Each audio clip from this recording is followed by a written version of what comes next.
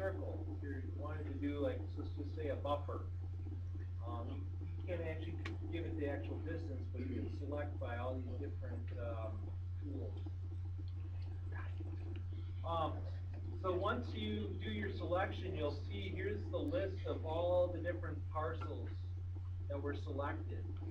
Right now we're just displaying the pin and then the address. And you'll see as you hover over this list, it gets selected in the map as yellow. Do you guys see that? Where it's yellow up on top. You can see which parcel you're actually have selected. One of the other nice features about this tool is now that those are selected, if I use my mouse and I hover over that feature, you've got information about each parcel. You can also pan to and zoom to using these tools. And then one of the other things that we have built in is you can actually view the assessment data by clicking on this hyperlink.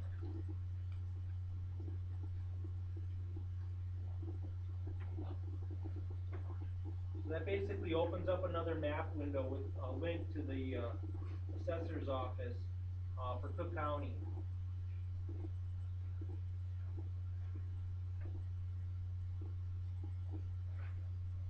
To start over, you can use the clear results.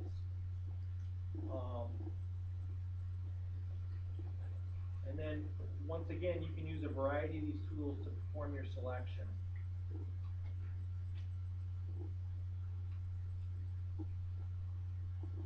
I know we didn't get into it today, but if you, there's actually quite a bit more data behind each of these parcels that's available in the identify tool. So if I was to go ahead and actually turn on the parcel layer,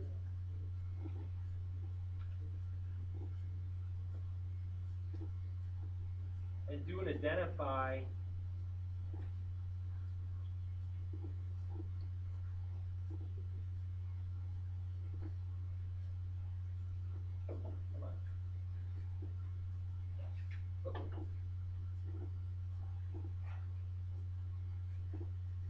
there's quite a bit of data that SSMA has been populating and intends to, I believe, complete populating everything from their school districts to zoning and everything else.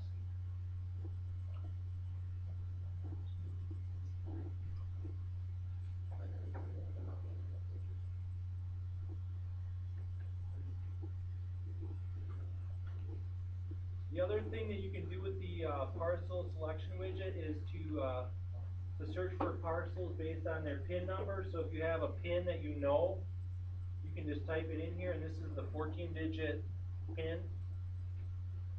I don't know any, so I wrote one down. So.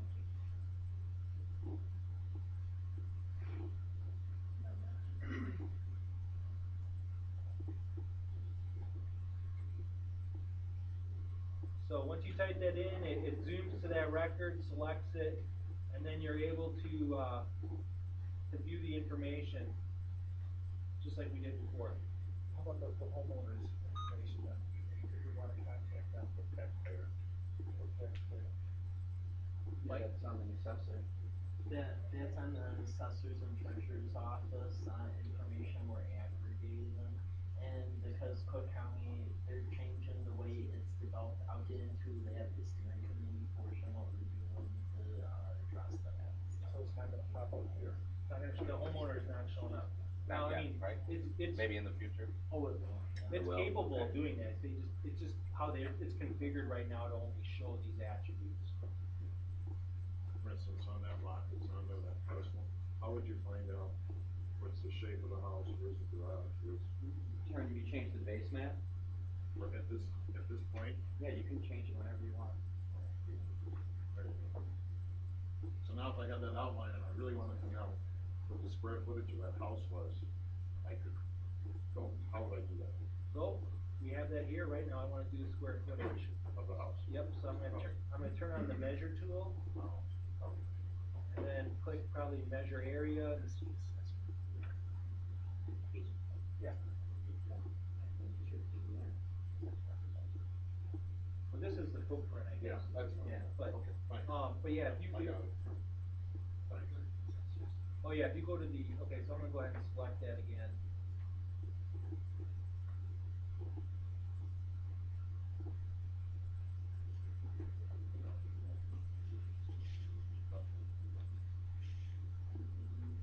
Building square footage, and then it tells me right there. But if I wanted to determine how far the garage was from the house. Right. I would have to use The measure tool. No.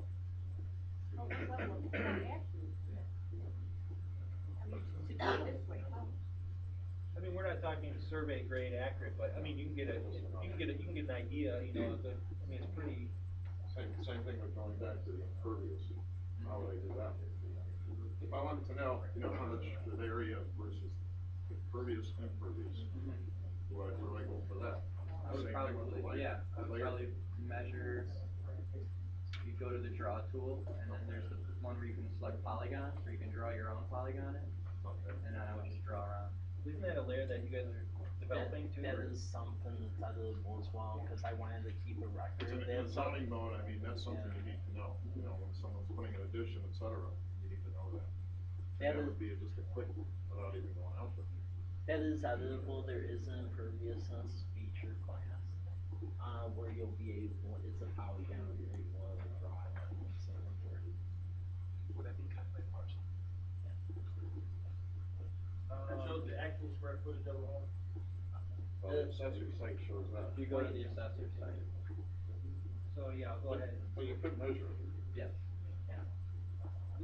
The last thing I wanted to show you on this tool was, if I was to do a selection, let's just say, I don't know, let's just say you wanted to do like a mailer or something like that, you wanted to export some of these records, you can select,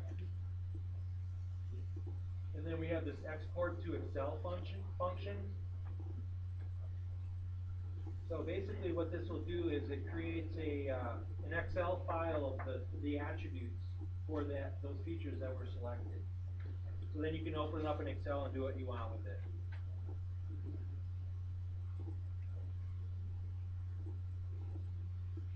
Any questions on that tool? So I understand, is that one, say there's a public hearing, and you have to notify people within a certain distance, Okay. and is that what you would use? You could use that, yeah, Prints no. out the addresses within that distance? Yeah, so, I mean, right now it's set up so you can draw this circle, but I think if you did, you could actually measure, so you get an idea from, hey, this point to that point is a mile. You could have a set measurement and then do it. Yeah. Like 500 feet, 500 yards, you could set that and then just draw it on there and you find it. Yep. Will that print back then like an Excel sheet to give you all those addresses? Yes. So I can show you, so we just selected those, I can say export to Excel.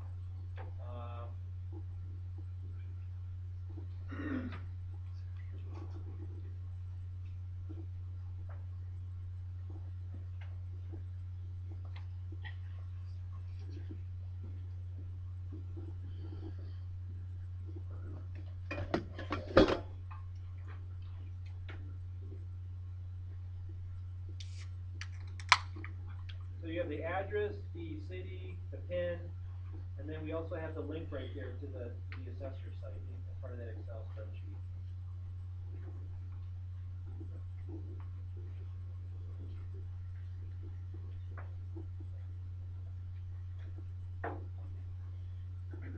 All right, I'm gonna go ahead and hand this over to Chris. I'm Chris Nimmo from Urban GIS, and I aided and abetted Ryan in the development of this thing. And the first thing I'm going to talk about is an address search, and how you do that. To do an address search, all you're going to do is come up here to the toolbar, click on this little icon right here.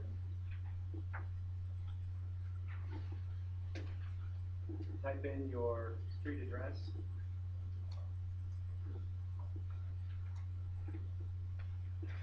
And then you have to select a municipality. You can't just type in your street address and not define what city you're looking for.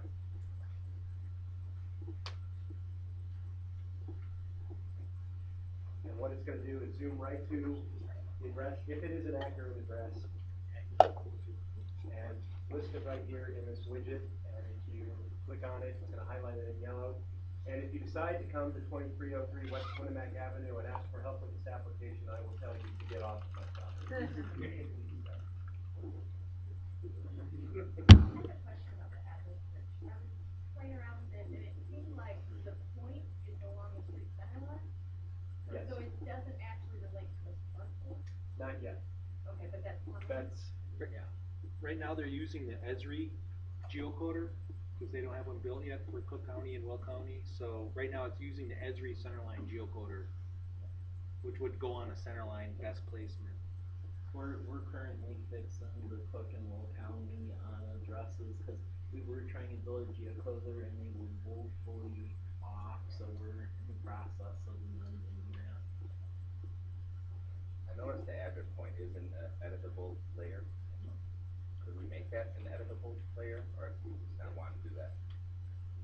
I mean, we could, the only reason I was apprehensive of it is just cause there's so many of them, it would take a while to upload, especially if you have it as like editable. We definitely could have that as editable, you would just have to be patient, because generally that widget would go up.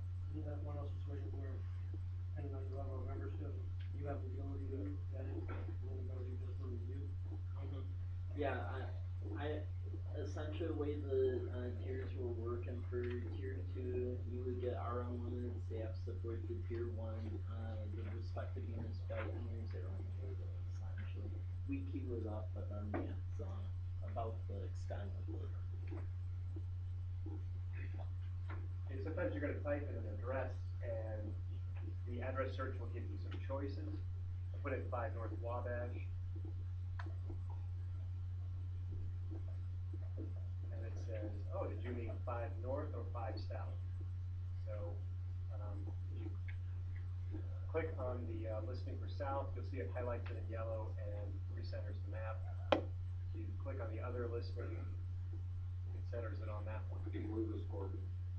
That is, when it's going through and geolocating that address, the higher the score, the better the match. So you might put in something, maybe you put in 5 North Wabash, there might be a drive, there might be a lane, and it's gonna list all the different variations. And now I typed in 5 North Wabash and it says, hey, I've got a 5 North Wabash, and I get that score of 84. And then saying, I've also got a 5 South, and I get that a score of 74. And it's south and not north. So the higher the score, the more accurate the address. And when you're done using that, you can clear your results. Let's do one other thing here.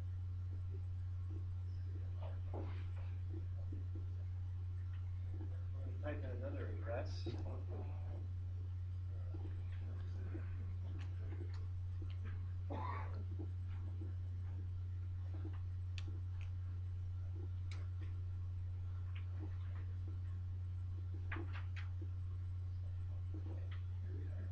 So we're right here. And that's pretty much address search. And I want to use that to now pivot to drawing. A lot of people have been talking about wanting to make edits to geographic layers, and you can definitely do that. We're going to talk about it in a second. But another thing you can do is add a graphic to a map. This is not data. This can be, maybe it's an arrow. You're pointing at a house or something. It can be, maybe you're dropping points. Any kind of graphic symbol that you want to add to your map. And it's not anything you can save and come back to. This isn't data, it's just a graphic. Like the consent account, if you put an arrow to the front door here, that would Yep. be useful. And you just go to the print widget and do just as Ryan. So how do you put an arrow on that? For instance, the doorway to this building's a present building where now I got it. To add a graphic, you just come up to draw. And you get this widget right here. Right now, those are the symbols that are available, but that is something that they'll be adding more. So there'll be, right now you see lines, polygons, and points, but it's really expandable to however they want to define the types of symbols they want to add as part of this project. So an arrow might be a good idea. Right. I mean, right now, you could add a point symbol, and you have 2 choices. when you're doing that, in the application as it is, you can add a square, and you just click on that icon, and then come over here and drop your square. You wanna add a circle? And Click to up change here. it, and to change the color to red, Not currently. so you have a red line and a black line, Right. so the, And if you wanna add a dashed line, you just come over here and keep clicking until you're done, double click, and there's your graphic. You've got a solid line, these are both black, and then you've got a solid red line. Those are your lines. In terms of a polygonal shape, you can click on this feature that's solid, it's gonna have a fill color. And right now it's set at this kind of aqua blue color. And then you can also add something that doesn't have any kind of a fill. Let's see a little bit better. And double clicking to complete. There we go. So you can add these graphics, you can remove them too, and to remove a graphic, the first thing you need to do is select it. And to do that, you just come over here to this little arrow tool called New Selection, and you click in the center of your graphic. And it will get a highlight color. Okay. It's a little hard to see, but it is highlighted. And then come over to this X, delete selected features. There we go. You can also, maybe you want to delete, I want to delete this red line and this particular triangle right here. You could click and drag a box around the two. But you might also grab something you don't want to select. So if I just want to grab those two, I can use this pointer and select the line. Then come over here to add to selection, clicking on it, and then grabbing this triangle. If I want to delete it, I come over to delete selected features. Is there a feature that you can select multiple just by holding down control like the window feature? No. If you want to grab a multiple, you have to either use the new selection. You can't draw around, you can't deselect something if You you can. select it? You can. You can come over here to remove some from selection. You see that third button, the little X. Click on that, and maybe I want to deselect this line. There you go. Now, what if you've gone through and selected all these things, and you're like, oh, I don't want any selected anymore. You come over here to clear selection. Looks like an eraser. Is there any way to erase just portions of what you've done? Yes, you can edit a graphic in a number of ways. So first thing you need to do when you want to edit any kind of a graphic, let me add another one here, is you've got to select it. Whenever you're working with a graphic, you always have to select it first. So let's say I want to edit this polygon. I go to the selection tool, I click in the middle of it, then you've got an icon right here, edit geometry. You click on that, and then click in your graphic. And you'll see you get these white cursors around that graphic. You can grab one of those corner cursors and stretch this thing. Maybe you want to stretch it that way. And once you're done altering the graphic, you always click in the middle of it. And that makes the graphic, it saves that change. If you want to edit a vertex of a graphic, again, you select it, go to the Edit Geometry tool, click on it, and then you'll see that there are little white cursors at each of the vertices, I should say. Click, hold your button down, and you can move it around. Release when you're done. If you want to save that shape, click in the middle. and no transparency on that either. No. Let's say you want to add a vertex. Click the Edit Geometry button. And you'll see when you hover over a midpoint of a line, you get this little cursor. And you can reshape that. When you're done, click in the middle, save your change. If I want to get rid of this graphic, I can go back, click in the middle, delete selected feature. Certainly.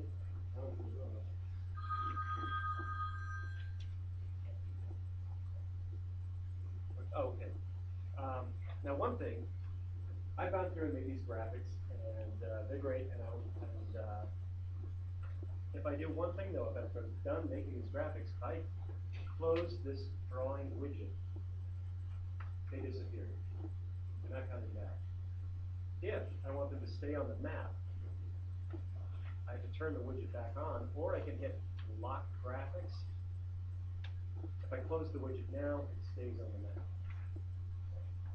So if I close that widget, they disappear. Unless I've got this checkbox here. Now, can you save this as a file? No, these are graphics. They're just part of the map as long as you've got this map view open. You think that you can add these graphics and come back to this thing and you're going to have little doodles and whatnot here? They're not coming back if you close out your browser. The PDFs that come back for printing, those are savable? Yes. Yeah. So you can't, you have to go to the print widget, you print the map, and then you can save it. We'll save right here. Yeah. And can you go back to the PDF and alter it? It's just that. Well, you could alter a PDF if you have Adobe Illustrator. You know, you got anything that can read a PDF and edit a PDF. And I want to get rid of all this stuff, so I'm just going to draw my cursor around it and then hit clear save. Close that here. All right, that's drawing. Now here's the thing everyone's been talking about and assuredly want to do is edit their geography.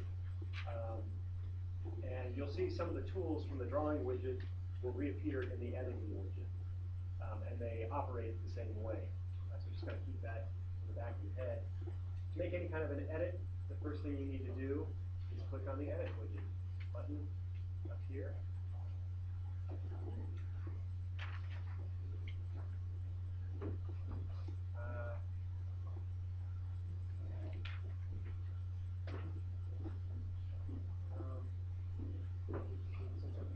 Close out the window. You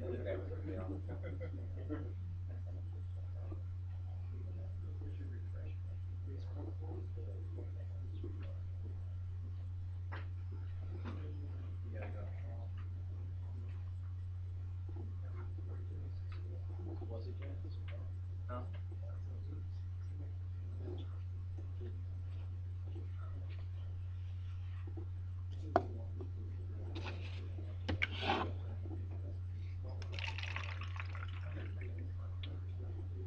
And this will never happen to you.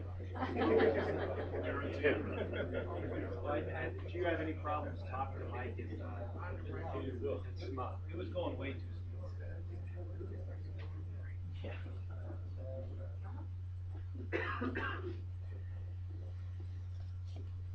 And always remember, you've got this reference manual put together as a PDF, and you've got the hard copy. So if you're having trouble editing or you're having the question, look at it. It's pretty thorough. Okay.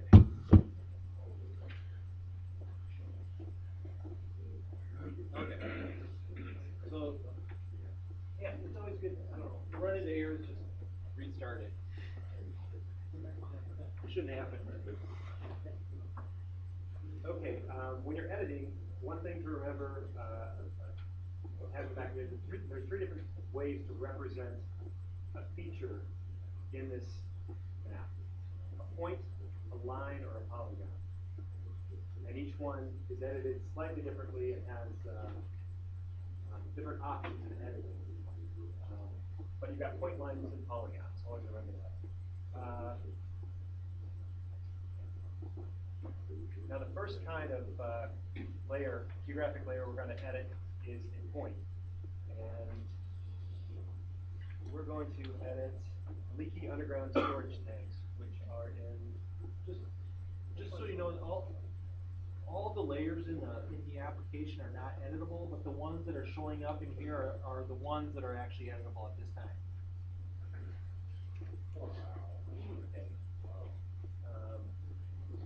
If you zoom in, it's not going to look as impressive. getting small. That's why we know it. All right. So to edit anything, first thing you have to do is you have to turn on that layer. To begin an editing session, you click on the layer name, and then when you do that, you'll see that some of these editing tools become active. Let's say you are working in this area and you've got two more leaky underground storage tanks that everybody told you about. And let's turn on the base map and get an aerial.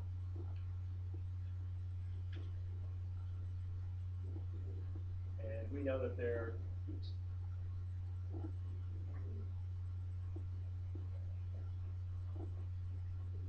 We know that they're in this forest here. There are three more. You're just going to come over here to Add Point, click on that tool, and drop your storage tank. Now what you'll see on the right side of the widget is an opportunity for you to add attribution to this asset, or this isn't an asset, that you just dropped here. You give it a name.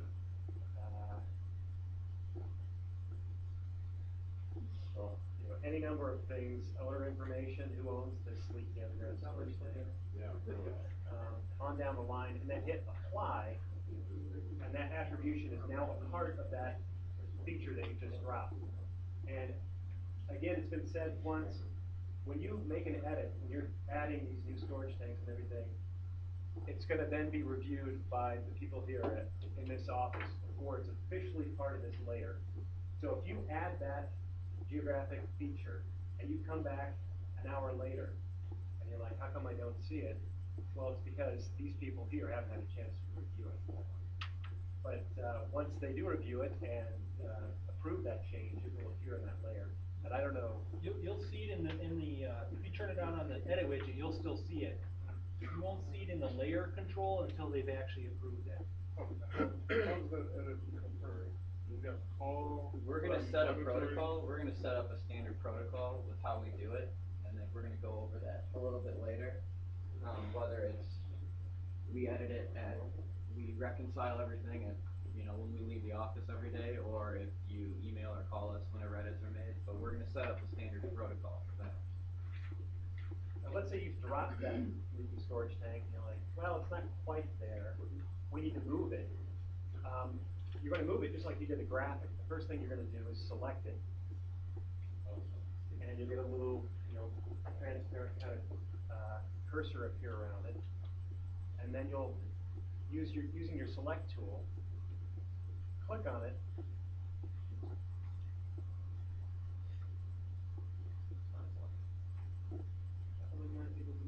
Oh, I'm sorry. After selecting it, then you hit this Edit Vertices Move Shape tool. And maybe it's right here on the edge of this lake that's soon going to be a playground for children. Something like that. Okay, so with a point, you can move it. That's the only editing you can do.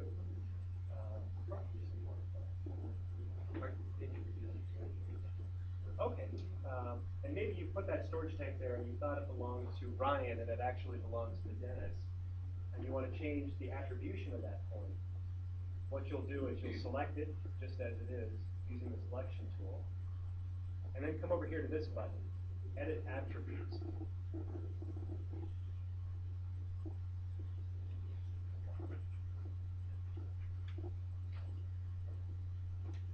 And we change the owner over to Dennis maybe. And hit apply. So now we've edited that attribution. When you're done with that, you can start editing other layers. I'm going to clear the selection on that. Let's say you want to edit sanitary name. Let's say a linear feature.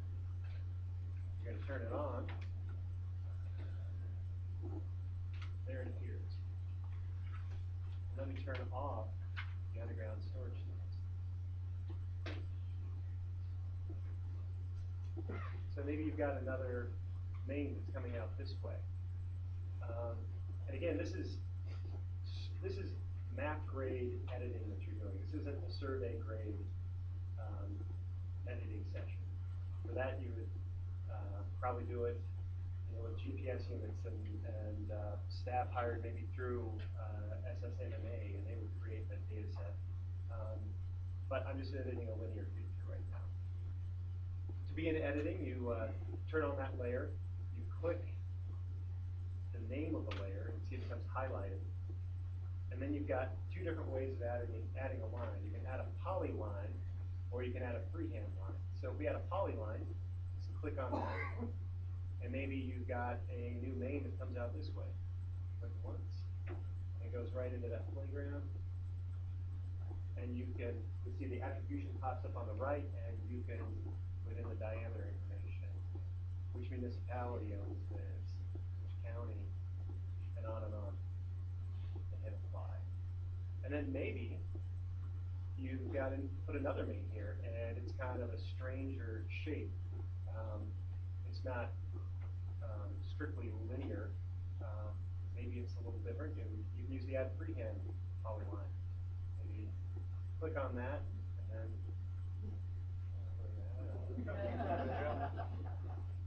and then you can add the attribution. Right. Yeah, see, now if I saw that, I wouldn't approve it. And let's say you made that line, and you're like, it only has, it actually has two loops, I need to redraw that. Just like a graphic that you've created, you can select it, and then delete it. So it acts just like the graphic editing once you've drawn it. Okay, and then let's talk about one other. We've edited points, lines. Let's edit a polygon.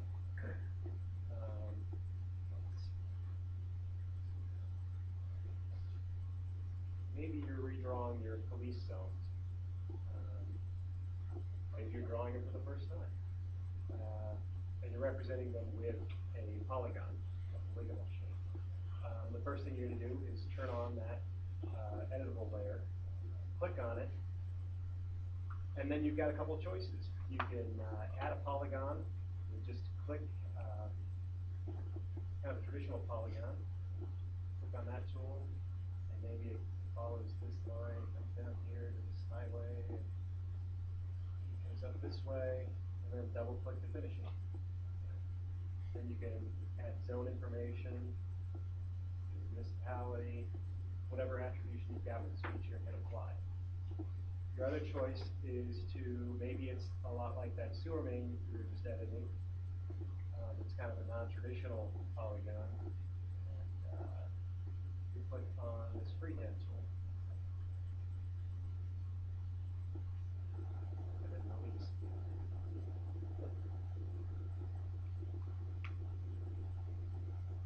Now, what if you made the shape and you want to edit it? You want to reshape it. Maybe it actually has another piece that sticks out here. It's the same as editing a graphic.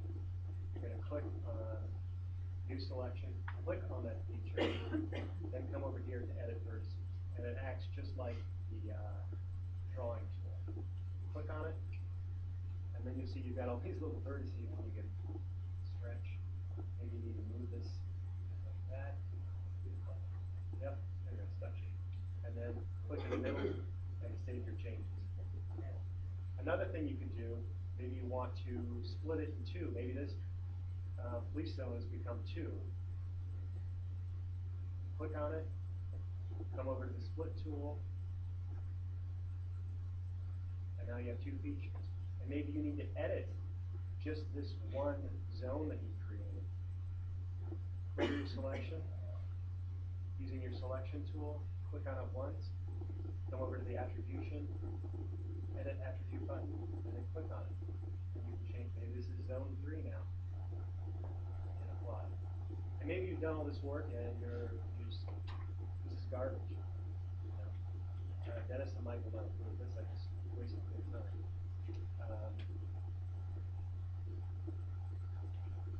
You can select them all, and then hit delete select.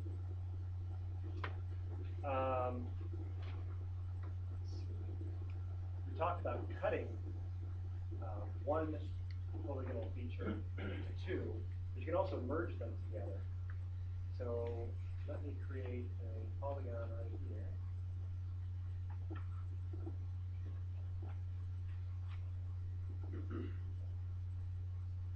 That one's like that, and you've got another one that looks like this. And you've got those two. Maybe they're being joined into one zone.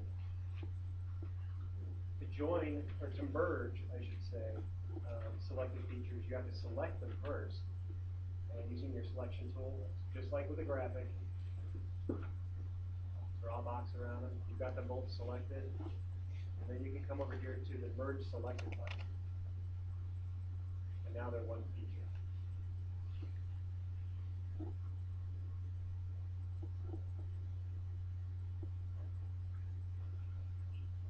Just a simple question. Yeah. Any one of these zones, what if you wanted to create a zone within the zone? Zone within a zone. So you want have to the zone, and you wanted to have another zone that illustrated whatever the time effect or whatever that use zone is for that. How would you do it? you want to maybe make like a separate, you want to take an existing zone and cut it up? No, I just want to create within that zone, like right there at the crossroads of that expressway. Right. I wanted to put a box around that for some reason. How would I do that?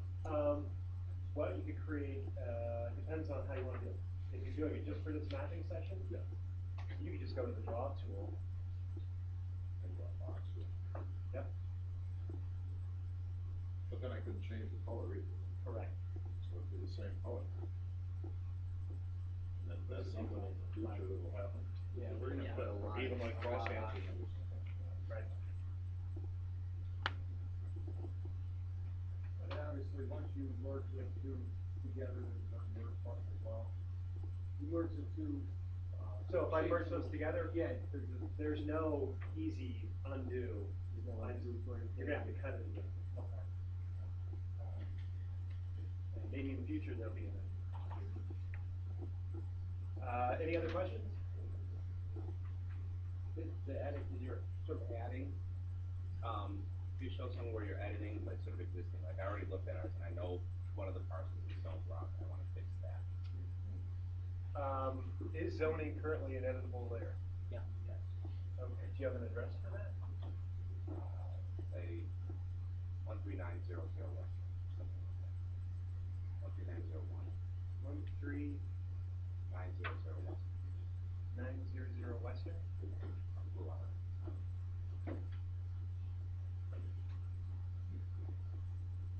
It's a top.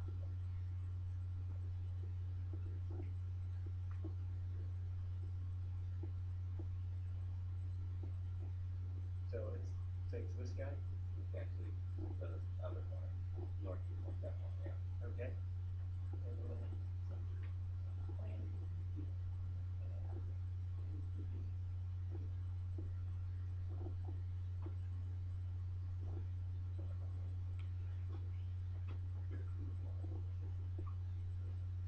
A lot of layers.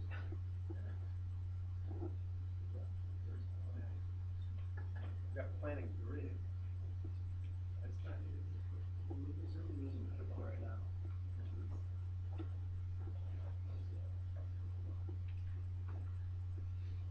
Or pick anything, I mean, I don't.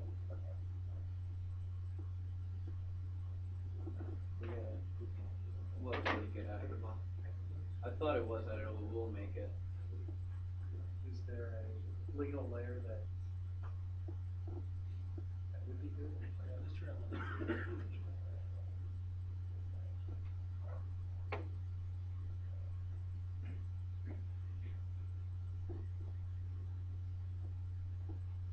Works for sure.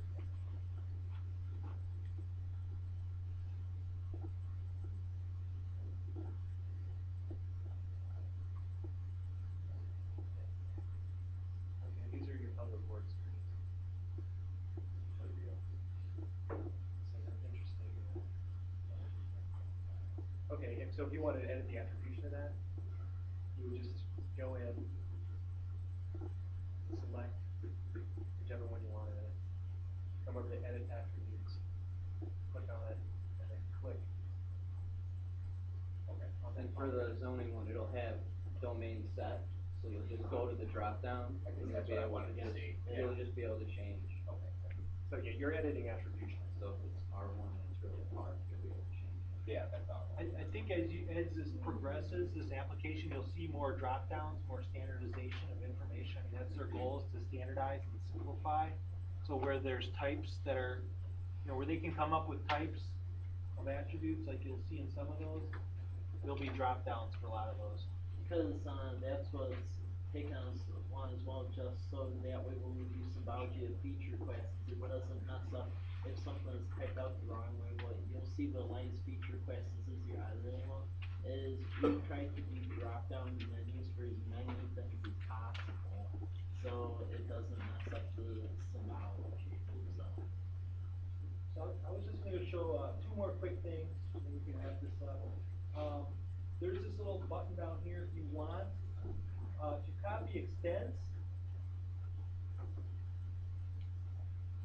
What that does is it copies it to your clipboard, and you can put that in an email.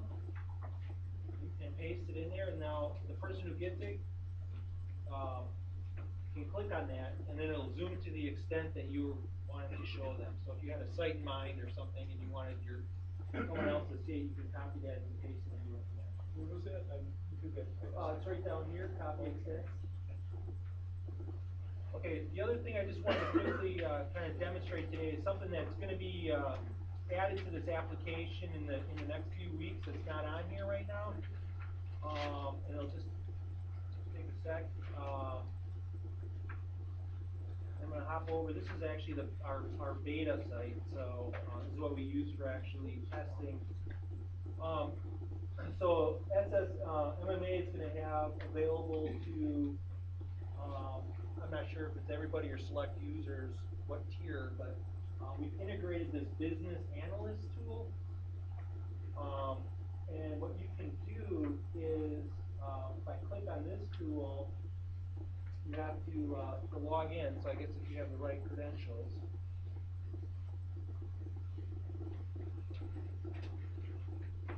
Oh yeah.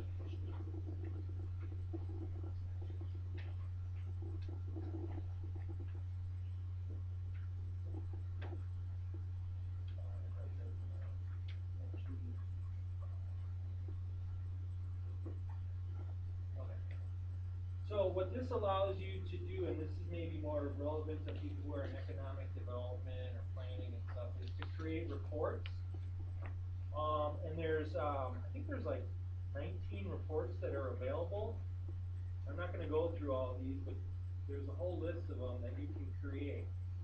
And you can create those for specific areas using the graphic tools here. So I can create a report for this specific area here by selecting it, giving it a title, and then picking the report that you want to show, demographic comparison. Is there a report that you guys use typically, or just that first one? Okay. So you select that, and then you hit submit, and default is PDF, which I'm assuming most people will use. And then you just hit download report, and you've got this report for that specific area.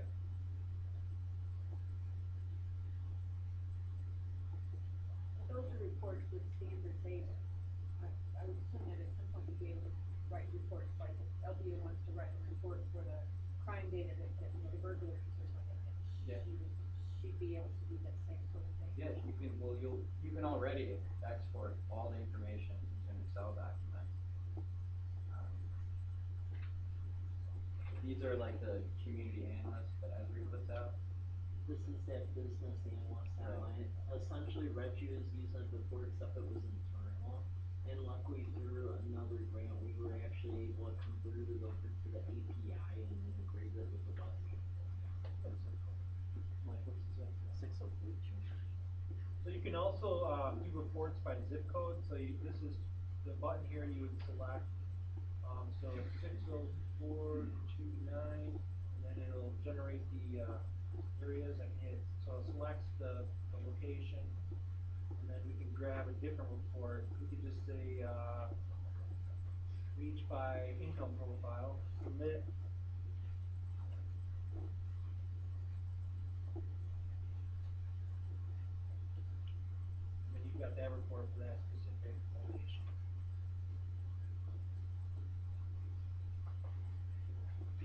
The last thing I wanted to show you, and this is also something that we're currently working on, is in the secure application in the near future, you'll be able to also include like photos and things with each of the features. So right now, you can see here if I go to, it's somewhat set up for the storm manhole. I'm just going to generate a fake one here. You can see here below it says add. So you'll be able to add photos and other content through this interface, which will then become available through the identify. So if you identify that feature, you'll be able to see the photos associated with it if they exist.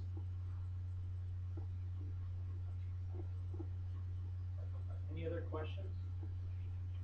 As far as generating reports, where is the gap at? It's not on the program yet. It will be soon, and it's going to be in the advanced toolbar on the top. Are you talking about the business analyst reports? Or just Yeah, for any of them, more primarily for our setup, for our. It's like an Excel of the Oh, okay. feature classes. They'll be somewhere added in. You showed the Excel earlier, didn't you? Show it again. Yeah, so if you want to, right now it's only set up to export parcel data. So that's through the parcel selection widget. So once you select parcels, you can export the data right through this button here on the bottom.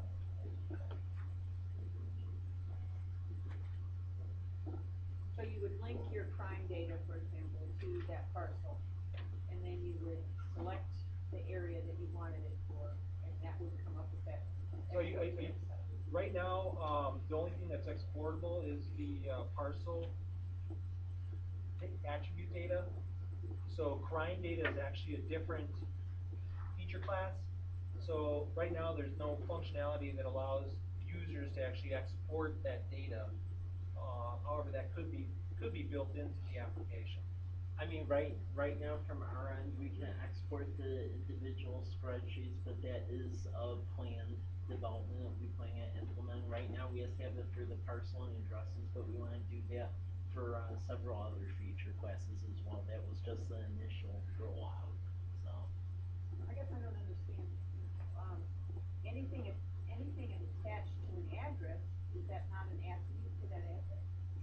So if you want to say, show me all the, I put in the data for all the pink houses in town, and I've marked all the pink houses, isn't that an attribute for those addresses? essentially, it's different feature classes.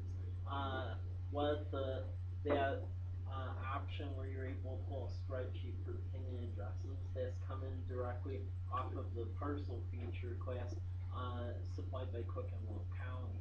However, like whether it be crime or vacant properties or so forth, you can't make one holistic feature class, so they're all essentially separate feature classes where when you're able to turn them on and off, they overlay on top of each other. So essentially, how we export out that parcel feature class, you essentially have to copy over code for the other ones you want to do that. It's doable, but as far as if it's the same feature class, it isn't. Each of those is like its own separate feature class because you can't be having a tribute table of about 400 fields. They have to be as little as possible. So when you get to the point where we can create tables for all of that other data, you'll tell us it's there and you'll tell us how to do it. So like if you were just, right now, just crimes come up throughout this discussion, you'd be in the editor widget, you click on crimes, and then right now you would create a crime feature by selecting the type. So if I knew that there was disorderly conduct, I would click on that, and then you could place that feature on the map, type in the address, give it a date, and then other information.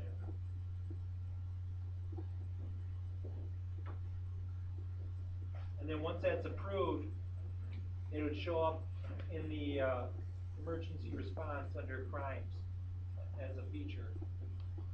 And that's if you just wanna add one at a time. If you have a whole, you know, your whole month's crime list in Excel sheet, you give it to us and we would just upload it for you. We're done, Mike. Okay. Is there any other questions? Michael, I got a couple questions for you. Yeah. Esri has an app for the iPhone. How far are you guys along with matching that? Do you wanna talk a little bit about it? Yeah, 'Cause you've been we're working currently in on the it. process of, creating a mobile application that you'll be able to, edit and update your infrastructure and environmental data sets using either the iPad, iPhone, or if you have an Android, it also works on that. So, some of the things that you can do is, you know, you're out in the field and you're in your iPad, you can, you know, drop in a manhole point, put in the attribute information, you're sitting there with your iPad, you take a picture, you hit save, boom, it's on the server, it's already there, it's in the database. So that's in progress, and we're looking at rolling that out, on Memorial Day. Yes, yeah, that's what I've been saying. Second one, Michael, availability of interns from, U of I with Trimble equipment, or to be able to rent Trimble equipment from various companies. Actually, I was gonna get into that during the steering committee portion, but I could jump ahead on that. UIC, Chicago State, and Governor State, they are ready. They do have the interns available. Now, as far as if you want the interns with the Trimble equipment to go out, it's that price I've been quoting all along.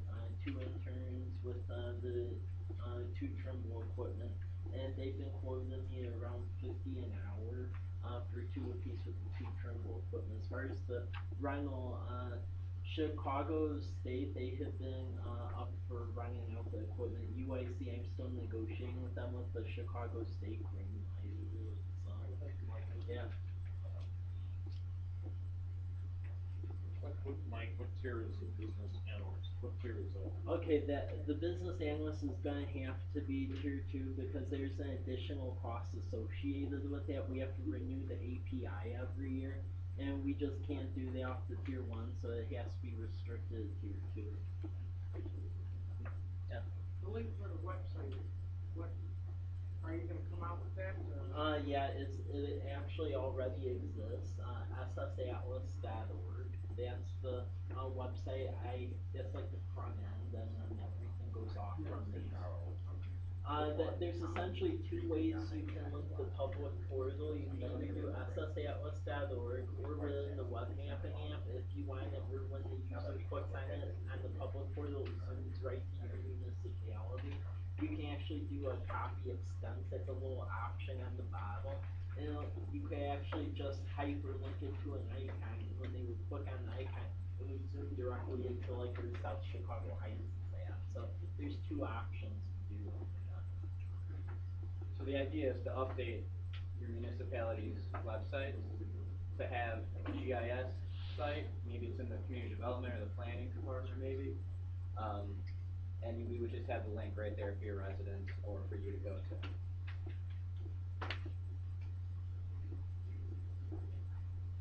I think that's all we have. Thank you, guys. I just want to go over a few other things since you're all here. I just want to have a first one quick steering committee meeting just so we can start going at a few things. So I just want to introduce the staff. We have Luke and Dustfire on the GIS. You probably met many of us, but I'm Mike Rizzitiello. Dennis Lado. Lakeisha around. And then we're gonna actually be hiring another GIS analyst as well. So. Also, I want to start setting a set day we can be steering committee meetings. So is the last Wednesday of the month, would that work for most people, or is there a better time, or? Okay. Morning? Yeah. Okay, well, I'll send it out as an email, but unless I hear anything, I think we can make it the last Wednesday of the month, just so we have it all formalized. To I'll pass out a few of these, cause I think I had made enough copies for everyone originally, just so we go over everything. Mike, who needs to stay for this? Yeah. Yeah, Need to stick yeah, around. yeah.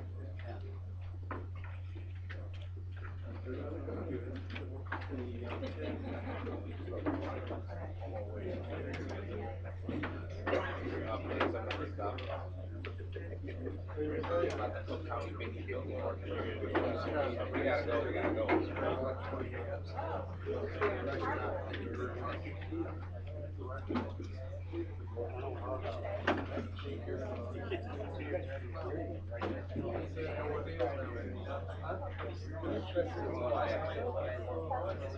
So when are we able to change our website, link on our website? Do it as. Is that available now? Yeah, so I guess, talk to the tech person, or you have it. Just as, Yeah. So yeah, we have to kind of think about where you want to put it. So is that?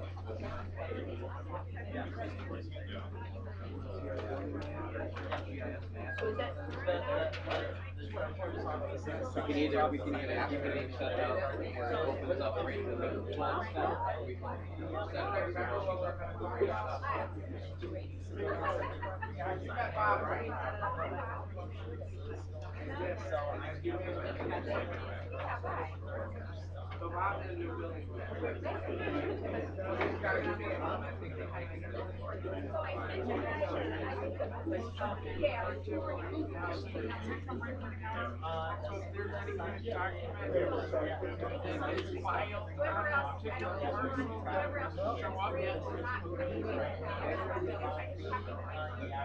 so I know that's already in there, I think, but I'm just not sure what and date. we could even just make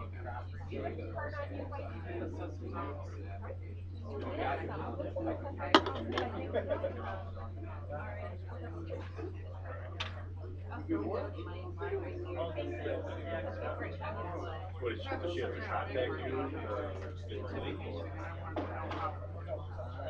Well, we sent out the, did you get your password yet? Yeah, you can stuff like that, so you can set the link. We'd like to have the link show us the website.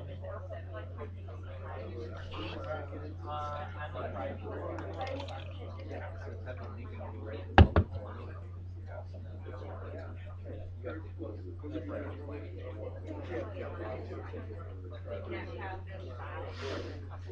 No, I mean, you can pass straight to like your mail. Click on the link. Do you agree?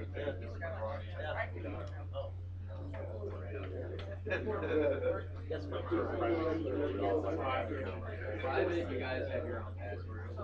Username and password.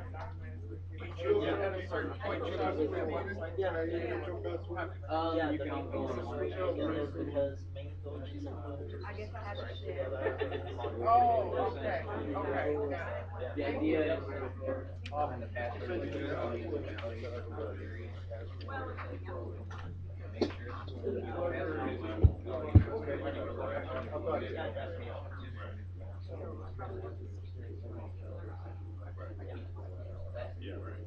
put as many firewalls. like every hour or so. So the idea is we give it, you send us the people that you want. Yep. Okay. Okay. Stand for next week, sir? Definitely. You want to just answer all my questions?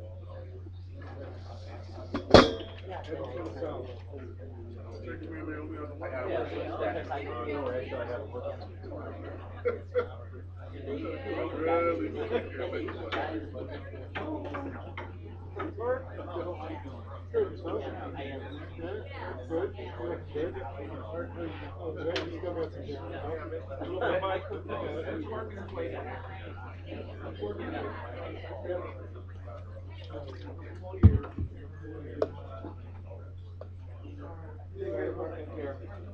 Okay, is this everyone for steering committee?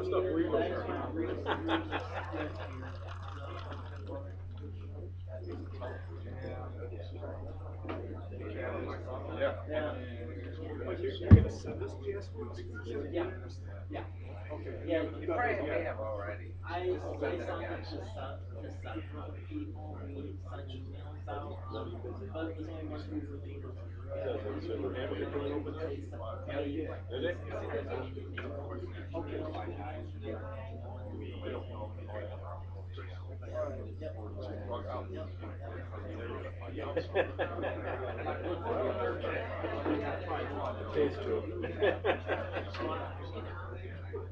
See you, man.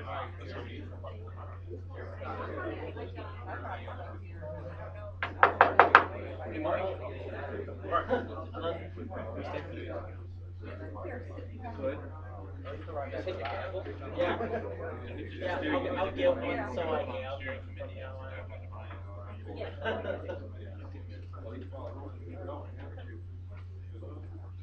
Yep.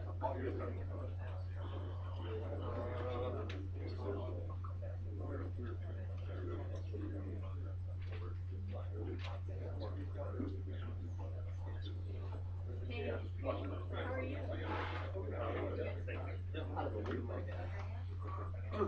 You're out of here. Take the train. Transit. Yeah, they're usually on the 15th. I'll manage. Okay. Yeah, that's fine. Oh, beautiful. Okay. Oh, yeah. Okay, let's get going on this. One of the things I wanted to go over first of all was with the Cook County property tax information that we were dealing with.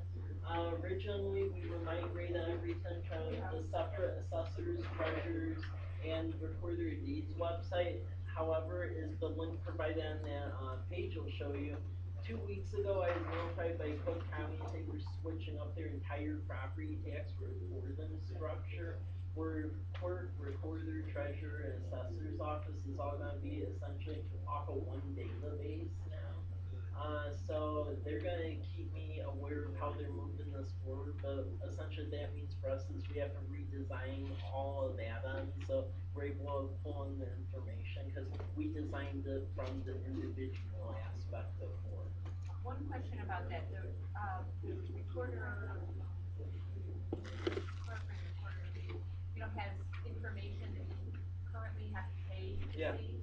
How are you gonna be able to access that for free now? Essentially, for what I've been told from them, basic information such as references, documents, who owns the parcel, the addresses, and so forth, that'll be available for free on there. The thing that I'm gonna try to pull off of any leftover money we have is I did reach an agreement with the recorder of deeds office where they would be willing to be giving us transfer lists that essentially we could join to the feature class. However, they were telling me it would be, they wanted $100 every 6 months, which from what they were asking, that was a significant improvement, so, we won't be doing that, so I did get the green light from them on that. So that's the first thing, and if you wanna see any more information about the Cook County property tax stuff, the link is actually on the, steering committee agenda. The other thing I wanted to go over is that for the village of Lansing, I actually put in, annexation boundary changes that the United States Census was requesting. And I sent an email about this before, but just as a reminder, for any, tier 2 municipalities, if you get a notification from, US Census, or essentially they need boundary amendments or so forth, we can do that for you. Just let us know. So they're sending it very spotty though, so you might not have gotten it yet. The other thing that I need to seek direction on is an asset management system. Several municipalities have expressed having essentially another system that essentially would work with our GIS to essentially like cartograph or EnerGov or something like that. And I've talked with Cartograph over at South Holland, when they did a demo over there, and we're actually able to get better pricing with block licenses. So since we're essentially brainstorming which asset management system we may or may not go with, I know, at least from what I've been made aware of, I know South Howling is interested in it, Oak Forest, and then Ron over at Lansing made reference to me as well about that. Just so I know when I'm talking with these people, is there any additional municipalities that may be interested in that? Asset management systems such as Cartograph or Energo? I'm not familiar with the system. I'm not either. What Okay. is that? Essentially, it's a giant records management system where you're able to keep more track of breaks and so forth and run more in-depth reports off of data. Some of the municipalities in the past have used it, however, they didn't have the staff to keep it up and it wasn't able, essentially, they weren't able to reference a map because they didn't have a web mapping application. So with this, you're essentially able to reference the data against our map, so it opens up a whole slew of possibilities now since the web map is there. And from my discussions with them, they are willing to discount it because there'd be a larger swath of municipalities. But just as I'm talking to these people, I need to have a rough estimation of how many I'm dealing with, so I could get a true number. We'll do card. It's essentially, we're either thinking of Cartograph or Energo. So we wanna do additional research like that. And I'll send out the information, but as of now, besides the communities I named, which are ones do you think are, at least want to explore, so I could throw a number out? I would have to talk about public works Okay. director, perhaps we should do a three-way. Okay. Yeah, include country club. Okay. We'd like to. Okay. Okay. Management. Okay, so what, yeah, maybe you should. A lot of towns already have this, I don't think we need to get into that. Yeah. Okay, so I'll start exploring that and I'll get, as soon as I find out what exactly the implementation will entail and the costs and so forth, I'll get that back to you. Another thing I wanted to go over as well, many of you may not be aware of, is the Cook County vacant building ordinance that's currently, moving forward. Cook County essentially, they passed it for unincorporated areas, but municipalities can opt in. Essentially, when properties become vacant and they revert over to the banks, it would be a sole database where the banks would pay a set fee and then enter in the information. Municipalities can opt into it. That would be a little bit of a quicker way because there's additional information. But one of the things that I've been working with the CIO with up there and so forth is that one of the things you may want to look at, include the link below for vacant property ordinance for Cook County, is to just look at, and Janice will be going around to your various municipalities to talk with you about this, is how your registry somewhat mirrors theirs, because we'll be able to essentially be pulling all these properties that are getting registered and map them. But even municipalities that don't opt in, at least through my talks with them, they will still essentially take in any addresses that are entered and then forward that on to a municipality. They just won't charge anything for it since you don't opt in yet.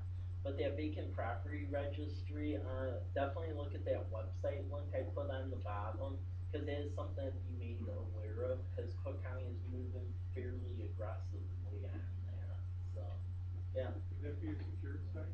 Yeah. Yeah, and Cook County is mainly administering it. I've been helping them with it.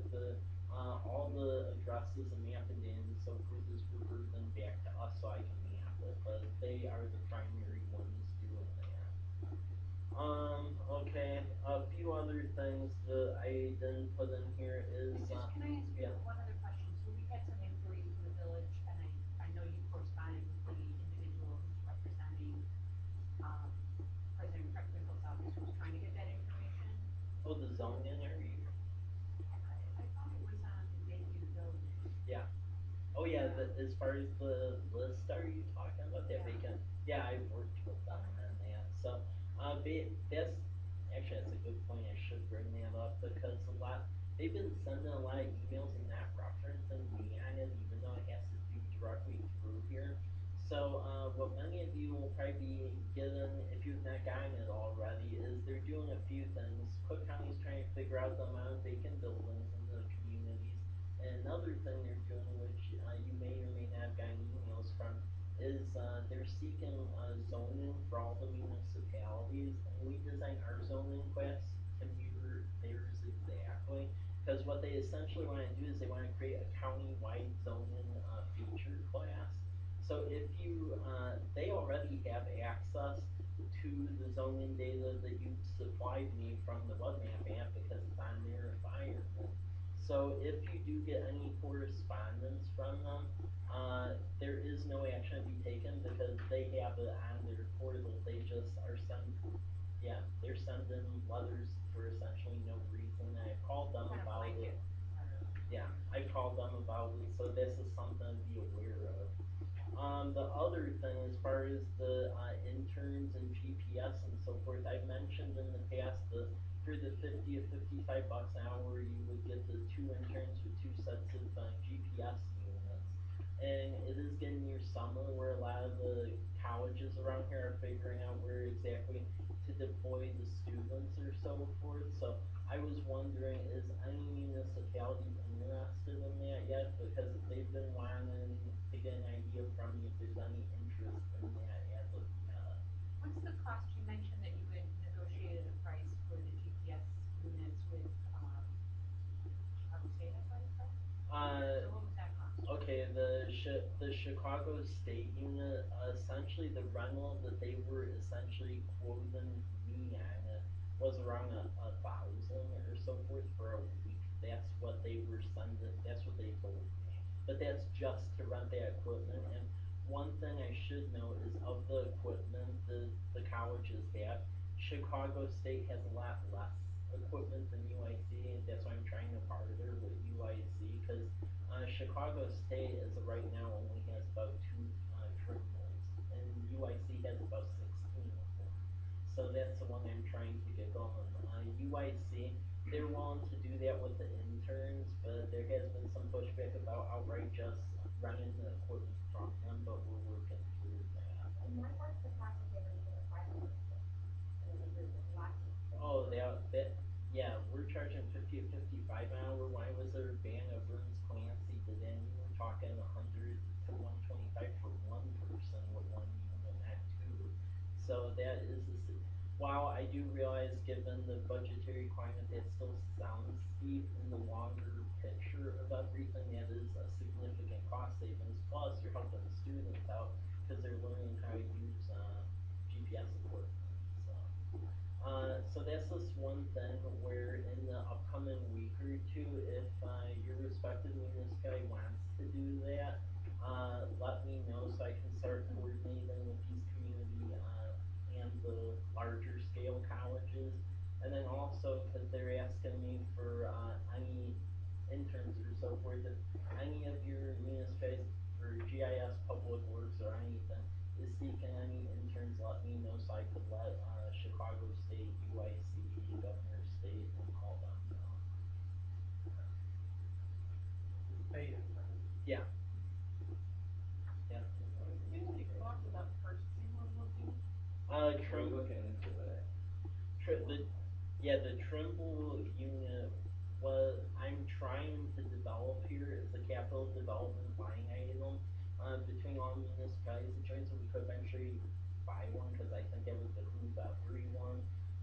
The way the Trimbles were working, a new one, this engineering grade runs about 8,000. Now in the past around winter, and this coming winter, I'm hoping they do it again, they were actually discounting the previous year's equipment by about 50%.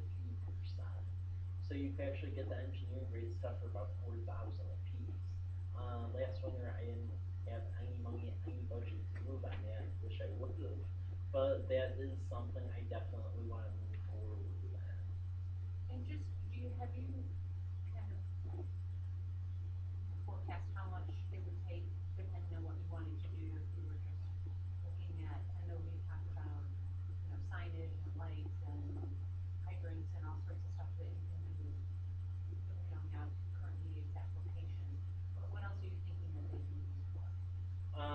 essentially Trimble GPS units can be used for, it's mainly infrastructure, but it can be used for a wide array of things. I mean, when I worked for Urbana, it was mainly sanitary, storm, water valves, buffalo boxes, things of that sort, but lighting, bridge supports, even fence post locations. I mean, you could get, yeah, you can get pretty ridiculous with it. And that 8,000 one I referenced, the main reason I would like that one is you can get cheaper ones.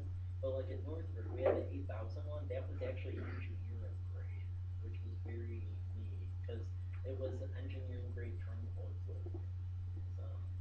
Yeah, I had, and if your village has a lot of canopy, you're gonna want to go with some kind of a dwelling. If you're seeing like a brand new product, this dwelling has capability that actually picks up 3 times more power than normal GPS. It's a little more expensive than the $8,000, but you have to take that into consideration on how much canopy you have within your village. I don't really know how they function, but is there any capability of, instead of doing like a full survey, doing some height elevation too? Off of those? Essentially, the 8,000 one you can do that, that there are cheaper ones, but they don't do Yeah, that. your accuracy is not what you would want to provide. No, but if you were trying to get an estimate on like billboard height, You could do that. you could do that, okay. It'd probably be interesting. Start David, go ahead. Yeah, that's what I was gonna say, here in Cook County, I know I just use LiDAR data directly from Cook County, just in case. We do You have. even picked up, the streetlight poles on a bridge as a separate elevation from the bridge. Is that in our database though? We do have the LiDAR data. I'm just trying to I'm essentially trying, yeah, I'm trying. Bring like a terabyte hard drive to town to town. Essentially, I'm trying to figure out how to best serve that up, because when we got the LiDAR from Cook County, it was about half a terabyte. So that's gonna put significant. And unless you're kind of a more advanced user too, it's not, it's not intuitive to use, right? But maybe we could, if we were tier 2, we could just tell you what we're looking for and you could look. Yeah. Yeah. You've got base stations throughout the whole area. And with the drone apps, you have separate base stations that you can pick up, like when you buy a Trimble equipment. Like for instance, Makina is a major base station. And so anytime you pick up all your GPS information, within 24 hours on this base station, it circulates all the data and it becomes more accurate. So it takes 24 hours in order to do it. So you pick up the information, and then the next day, when you clean it up in the computer, and you pick your file name of the data, it goes through a cycle, and it actually makes your information more accurate to those bases. But that kind of equipment, you're only accurate up to a point. To get actually a survey, and that's the engineering grade. To get to the surveying grade, you're going to be spending probably about $15,000 to $25,000.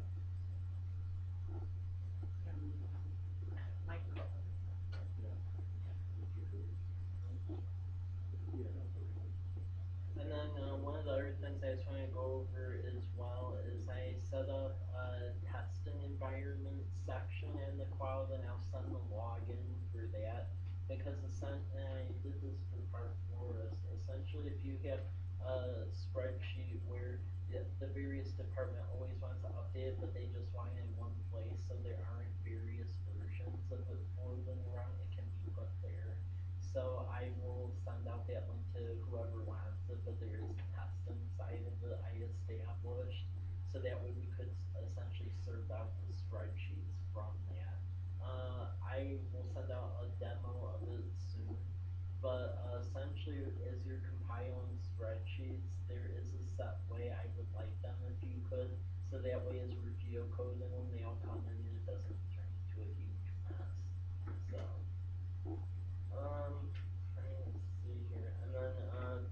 other last thing as well, just so, we could get more people using it, including the public, I could send out our logo, or if you wanna use your own logo, but I think it'd be good to essentially be linking to that public portal now off the respective villages' websites.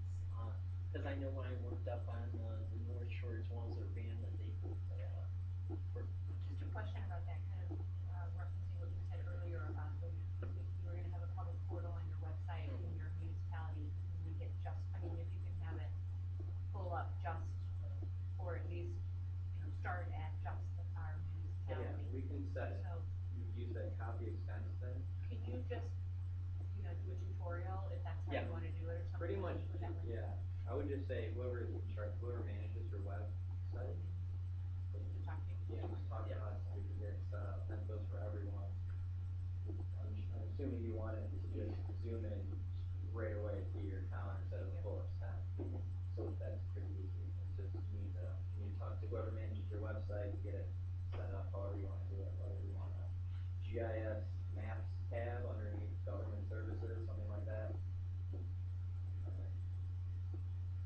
And then, the last thing I have, and I believe I gave out to Representative each of the councils here, the only one I wasn't able to get out was, Olympia Fields, but, for every month, I'm gonna try to be doing essentially status reports, so, and it doesn't entail everything, because there are generalized ones that we've been doing for, all the municipalities that join, like available buildings and lands, a lot of the staff stuff, and foreclosures, I don't specify it in here, what the purpose of status reports is either data we've gotten directly from you, or, that we got the directive to essentially add. Like for instance, for Lansing, we just did all your village-owned parcels, where that's in there. So, we'll be doing those every month, just so you know where things are at. And, it's, the webmap app's coming along well, but it's definitely a work in progress. I'll send out the list, cause I think we might have ran out of copies, but essentially we created I would almost call it like a GIS data encyclopedia of everything that's in there. And, I mean, right now between public and private portal, we're about north of about 320 major classes in there, so. When you're actually in the application, I didn't see the demo of this today, when you're in the application, if you wanted information about one of the data sets, where it's coming from, what year it is, that kind of thing, is there somewhere you can click on to get that? The metadata, we are building that one, yeah. I mean, that exists for the county It's stuff. in that big spread, I mean, all that data is in there right now, where it came from. I do want. Either we made it or not, but yeah, we want to put a reference in there. But you sent out the other day. Yeah. Yes. Yeah, we just ran out. So, yeah. Going back to the print widget, he was talking about the templates, and so right now I'm kind of creating a bunch of templates, based on kind of best example ones that I've seen. But if any municipalities have any templates that they really like, that works for them, if they want to send it to me, I can try to duplicate it and add it into the system. Also, I'd like to get like a good, of your municipality's logo, like a good picture of your municipality's logo, whether it's in JPEG or whatever file format it's in. So, I'm not sure how we're gonna do it yet, but the goal is that you click on your template and your village logo would already be on there, and maybe it's a standard template that you guys like. So that's the goal in the future. So if I'm not mistaken, a template could be your zoning, Right, so just send me your zoning, if you have a zoning map that looks good, and you want me to model the template off of that, I can do that. I've been modeling it off of some engineering firm templates right now, but yeah, I'm open, I can always create new ones, so if you have anything that you think, I love this template, I want all my maps in this template, send it to me and I'll try to recreate it. Yeah, cause of what you've seen in the webmap app, essentially it's cause we were trying to get everything ready. Right now we have about 5, print templates in here as far as on our own environment that we've been doing. We just haven't integrated it yet. We have about 5 more and we're hoping to add as many as we can, cause I mean, ultimately, the whole goal of this is where you can essentially print your own professional looking, zoning maps and everything else. So just let us know I tried to print, I found this to be a problem, I tried to print the village-owned, parcel maps. Yeah. And, you know, the resolution was fine for the entire village, but when you started scrolling down and trying to get it parcel by parcel, it's really fuzzy, so I don't know what, maybe I. It might have just not completely. Oh, actually, I think I know what the situation was. Were you printing it off of the web app, or did you print it off of that stripped down one I made for you? Remember the, one I made Yeah. off ARC? If you did it off that ArcGIS.com, Yeah. that one is generic. I just did that because I wanted, everyone to be trained first. Yeah. Definitely print directly out of our web Yeah, I was app, because gonna say it's that was a clear problem. resolution, so. And then the only other thing that, kind of in your question too, so, you know, we were, told how to pull down and get an Excel spreadsheet, but is there, usually there's like a box that show maybe we walk through this and like the student kind of grasp it, that actually show the attributes for the individual, so is that something that you can see when you're looking at it? Yeah, as it's on part of there. your key? Right, so when you go to the identify, let's say if you highlight 20 vacant properties, let's say vacant properties is 20, and you hit the little arrow and it scrolls down, it'll list them all right there. You click on each one, it'll zoom right into the property and give you the individual information of whatever's been added to it. And you can just export it all to Excel. And then, the last thing I have, just cause I know we rushed through everything really quick here, is if, you do have any questions, you can either feel free to email me, but also, the whole training session, I recorded it off of my laptop, so I can put that on the private portal of the website I made, and you can view it. So, that way you can see all the questions and everything Ryan and Chris went through earlier, so. Besides that, is there anything? One of the things they talked about was, editing the data, and you guys have to review or approve it. Yeah. I mean, what's your That's right. process for approving it? I mean, how do you base your determination on whether or not it's? Pretty much whenever, the way it works is whenever we go into the, to the environment, we actually direct log into Cook County. We look at it and, we have to rectify the edits that have been made to actually make it go into the server. So right now, we've just kind of been, I think he's the only one who's been doing any edits, and he's kind of been just telling us, and we've been going on and rectifying it, so. But frankly, the process I wanna get into is the end of each day, maybe around 4 p.m., I would like to do the reconcile and post. So that is ultimately the goal I wanna aim for here.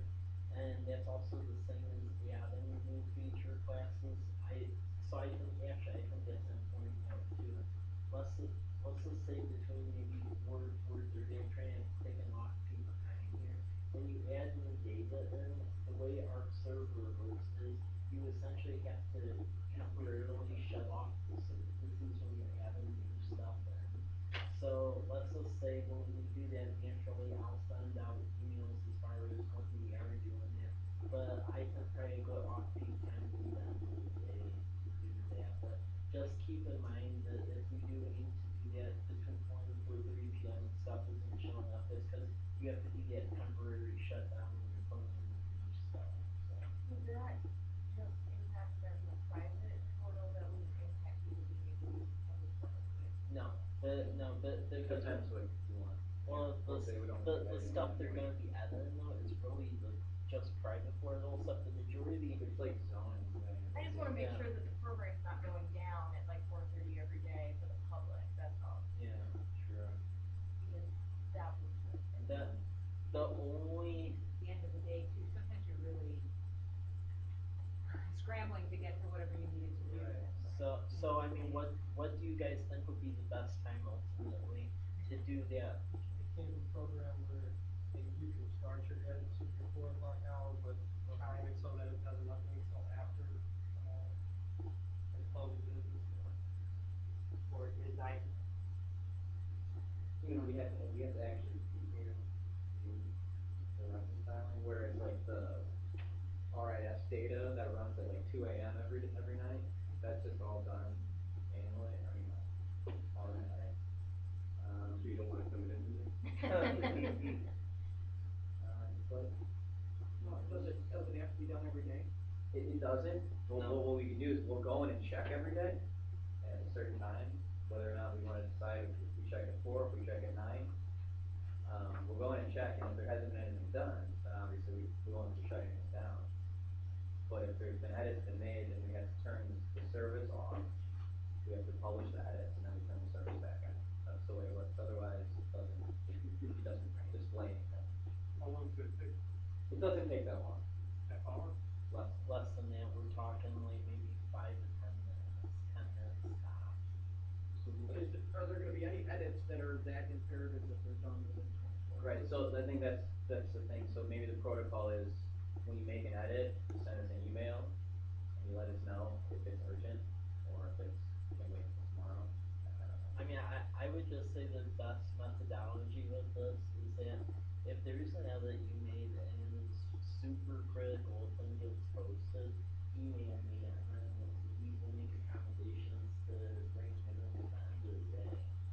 Otherwise, from what I'm hearing, where there's concerns about temporarily shutting it down, maybe it's a thing where we just update it, once every few days or something like that, if it isn't critically urgent, so.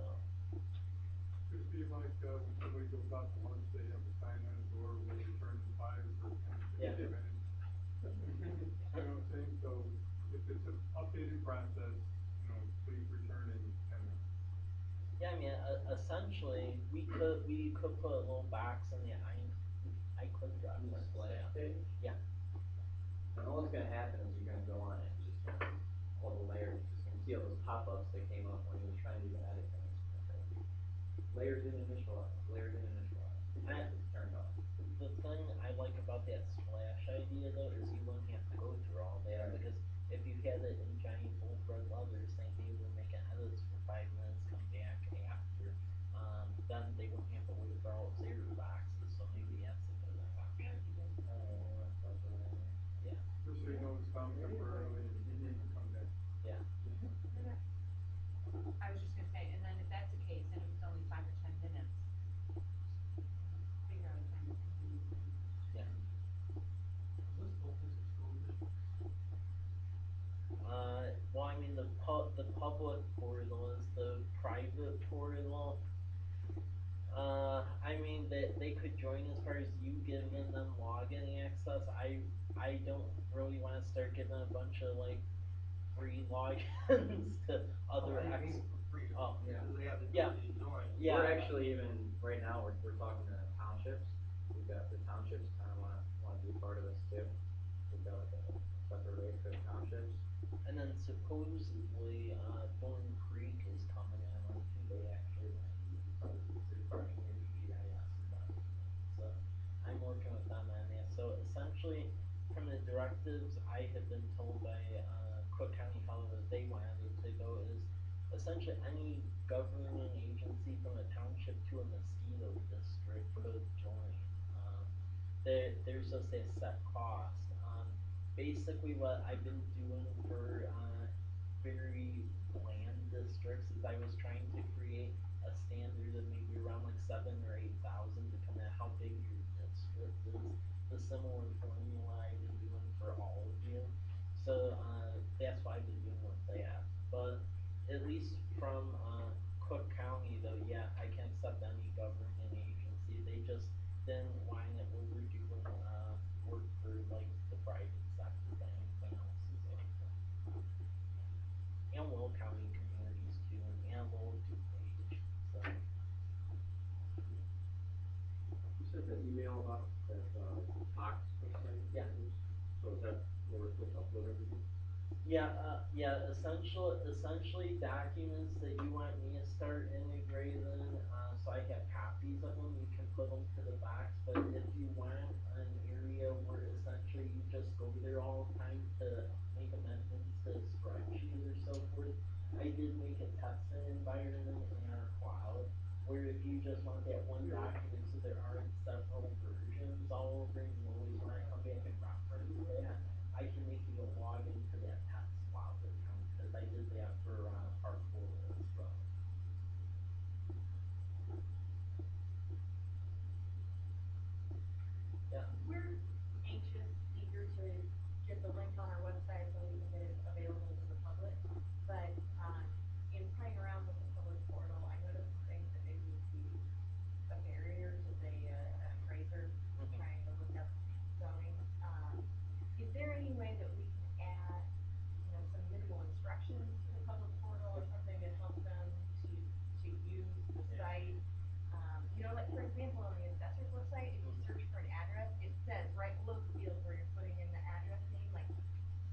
results don't type in street, you know, or things like that.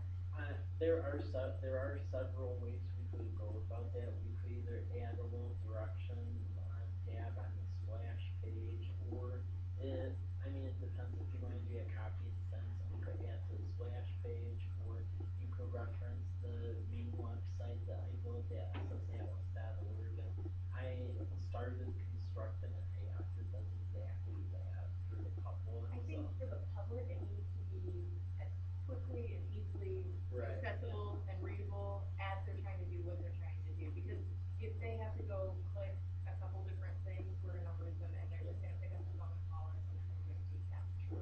And We that's, could make like a help widget. that would be It'd be great. like a widget, and they just touch a help, and it just says like a list, and it just says like, the 10 Yeah, frequently asked questions, or 10 tips, or something like that. that would be fantastic. Or even like when you're searching for a pin, if below, it just has like X's, so you know you don't put the dash in it. You know, things like that. Okay, yeah. Wasn't great at times, so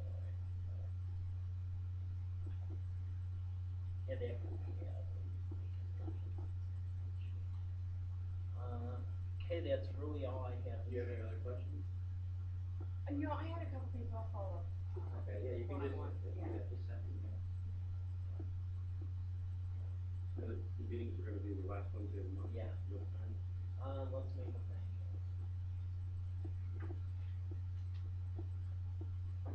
Nice try. Yeah, so, Yeah. Okay, well, that's all I have. Thank you, everyone. Yeah. Can you email, everybody on your user list, or at least give me, email copies of all the meetups today? Yeah. So, Yeah, I was planning to do that.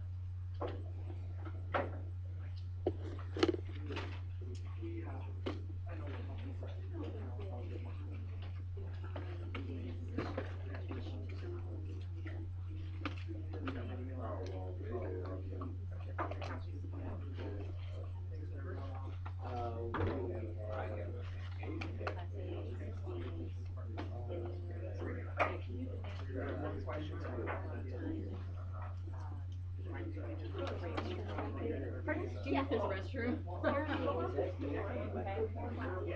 they have. Right, so they would have the I would assume so, and I know they do a record, I understand the personal record. Right. Okay, yeah. Symbiont got on it, but rather than. And you guys maintain it internally? Which version It's our paper, we have them on paper somewhere, but everything's really on computer. Alright, so I can put food in. Thank you. That'd be great.